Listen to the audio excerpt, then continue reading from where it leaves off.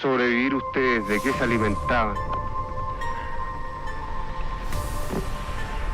Bueno, sobre el tema, sí. Throughout history, human beings have been stranded in desperate situations where they've had to eat human flesh. They're not doing it for kicks or for some sort of cultural practice. Instead, they're doing it to survive. Here are 5 tragic stories of cannibalism. Number 5. Cannibalism and the settlement of Jamestown. In the early years of colonization in the Americas, life was incredibly harsh for the settlers. The settlement of Jamestown struggled as it suffered from starvation through the first winters. When winter descended upon them in 1609, it unleashed a period of despair that became known as the Starving Time. Of the 104 families that founded the colony, only 38 survived the first winter. The colonists had come to rely on supply ships, and when the cargo ship was lost at sea, anything that could be eaten was eaten. First, they devoured horses, dogs, cats, rats, and even mice. When all else failed, they resorted to consuming leather boots and straps. And when the hunger reached its most dire point, they turned to the ultimate taboo, cannibalism. In 2012, archaeologists uncovered the remains of a 14-year-old girl who had been butchered and eaten. Researchers suggest that the victim was not murdered to be eaten, but was rather an opportunistic meal as a recently deceased individual. This, however, is speculation, and we shall never know. What is known is what the girl looked like. Enough of her skull was recovered to be able to reconstruct her face. The leader of the Jamestown settlement, George Percy, had made the claims of cannibalism in 1625, and his writings were the subject of skepticism until the archaeological find. He made another claim that he had executed a man by burning him for the crime of eating his pregnant wife. As yet, no archaeological discovery has been found, but since the discovery of the last victim, the veracity of George Percy's claim is in very little doubt. Number 4. The Raft of the Meduse. In 1816, the French frigate Meduse ran aground 100 kilometers, or 60 miles off the coast of Mauritania. With a crew numbering around 400 and only space for 250 people in the lifeboats, the remaining men and one woman attempted to make the journey to the African coast via a large raft. At first, the lifeboat towed the raft, but a fateful choice was made to cut the ropes after only a few miles. This decision would have dire consequences. Rations were scarce, with a single bag of biscuits devoured on the first day, and the only cask of water lost during a scuffle. All that remained to quench their thirst were 6 casks of wine.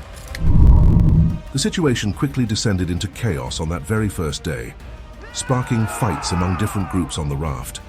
By day's end, 20 people had either been thrown overboard or had taken their own lives.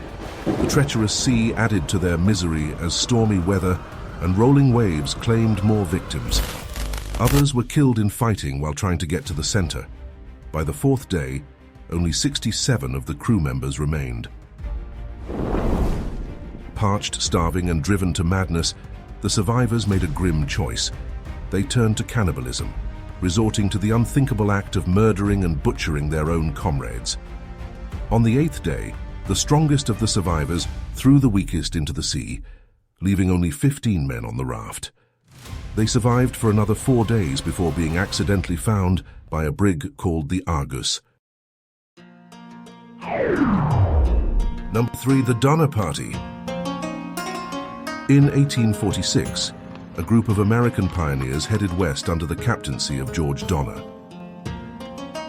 He decided to take a shortcut called the Hastings Cutoff across the Sierra Nevada on the advice of an unreliable guide named Lansford Hastings. The Donner Party decided to press on through the route without heeding a warning to the contrary. The shortcut turned out to be 125 miles longer than had been claimed, and it ran through extremely inhospitable terrain. As their expedition unfolded, the 87 members of the Donner Party found themselves facing a series of dire challenges. The arduous crossing of the Great Salt Lake Desert resulted in the loss of numerous cattle and the abandonment of several wagons. By the time the party had reached the end of the Hastings cutoff, they were racing against time as winter was fast approaching. When winter finally descended upon them, Donner Party was trapped in the unforgiving Sierra Nevada mountains. Heavy snowfall isolated the Donner Party. Their cattle wandered off and were lost, leaving the members of the party in a desperate struggle for survival. In desperation, a group of 10 men and 5 women left the party to try and find help. Tragically, 8 of the men died en route, but the survivors managed to get through to California and rally help. Their journey, however, included a gruesome act of cannibalism. 2 Native American hikers who had refused to partake in this grisly act were hunted down, shot, and also consumed. Back at the camp, desperation drove the party to eat dogs, cowhides, and eventually, the bodies of the deceased. Among those rescued was a crazed Prussian named Louis Kieseberg. Around him were littered human remains, and he was preparing the lungs and liver of Tamsen Donner for his next meal. He was accused of murder, but nothing could ever be proven. 42 members of the Donner Party died, and around half the survivors had resorted to cannibalism.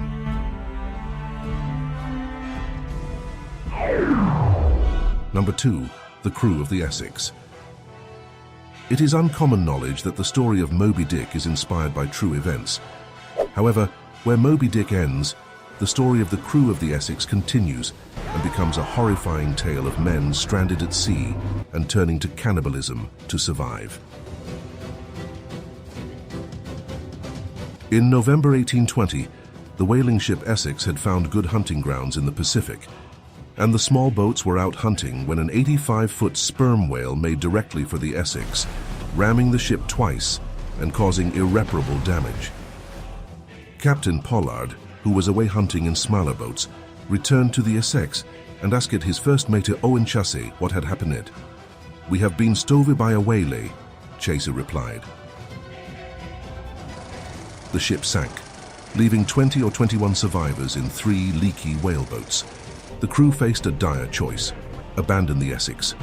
In a cruel twist of fate, they decided to venture south instead of heading for the nearest islands, fearing that the latter might be inhabited by cannibals. They piled into the small boats and left their sinking vessel behind. Salt water saturated the bread, and the scorching sun beat down on them unmercifully. After 2 weeks, they spotted Henderson Island, but it was barren. Still, 3 crew members chose to stay on the island rather than return to the boats. Tragedy continued to plague them as a storm separated Owen Chase's boat. Stranded and desperate, they resorted to cannibalism after the death of one of their crewmates. Eventually, they were rescued by a British brig. The other 2 boats fared worse. On one of the boats, 3 men were eaten before the 2 remaining boats were separated. A whale boat with 3 skeletons was later found on Ducie Island, but it was never established if it was from the Essex. The ship with Captain Pollard had the hardest decision. They drew straws to see who would be shot and eaten. Pollard ended up eating his own cousin. When they were finally rescued, only 2 men were left alive, one of whom was Captain Pollard. These survivors were so consumed by their ordeal that they hardly registered their rescue when the American whaler showed up. They continued to suck on bones as they were pulled aboard. They stuffed bones into their pockets. The 3 men who stayed on Henderson Island were later rescued, and the survivors of the incident were all reunited. In 2015, a movie retelling this harrowing story, In the Heart of the Sea, starring Chris Hemsworth and Cillian Murphy, was released. Number 1. Cannibalism high in the Andes. One of the most famous incidents in modern times is the harrowing tale of an Uruguayan rugby team whose plane crashed high in the Andes. On October 13, 1972, the team was on its way to Chile when their flight crashed into the snowy mountains. Of the 45 people on board, 29 survived the initial horror, but things would only get worse. The ordeal that followed would last 72 days. In the high altitude of the Andes, starvation sets in quickly. Within days, the survivors faced the grim reality that they had to resort to cannibalism to stay alive. The first to be consumed was the pilot, as they lacked an emotional connection to him. But soon they were forced to eat the remains of their own friends. Soon after, they found a transistor radio and learned that the search effort had been called off. After an avalanche struck and killed 8 more of the survivors, it was decided that a team would go out to find rescue. They chose the strongest man, and 2 men set out west in the direction of Chile. As the weather improved with the arrival of late spring, 2 survivors, Nando Parado and Roberto Canissa, climbed a 4,650-meter or 15,260 feet mountain peak without gear and hiked for 10 days into Chile to seek help, traveling 61 kilometers or 38 miles. They trekked to the nearest peak. They climbed the mountain without any prior experience, and once they reached the top, they couldn't see any signs of civilization around them. Resigned to their fate, they climbed down, assured that they would die. They heard the sound of rushing water and found a river. By the river, they found an empty soup can, a horseshoe, a herd of cows, and finally, a man on horseback.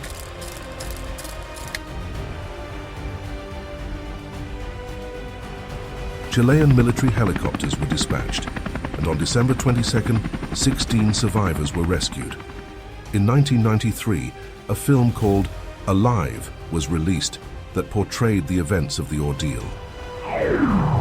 Throughout history, there have been times when people had no other choice but to resort to cannibalism to survive. This has happened from our earliest ancestors to today. When this happens, those who have had to it often struggle with the moral dilemma of what they have had to do. There will no doubt be cases of desperate cannibalism in the future too, as humans continue to explore, progress, and take risks. These stories teach us a powerful lesson about the human drive to stay alive. They remind us to be grateful for our own lives and the chance to survive, even in the toughest circumstances. If you like video content, please don't forget to like, comment, and subscribe to show your support. We really appreciate it. Thank you for watching. See you in the next video.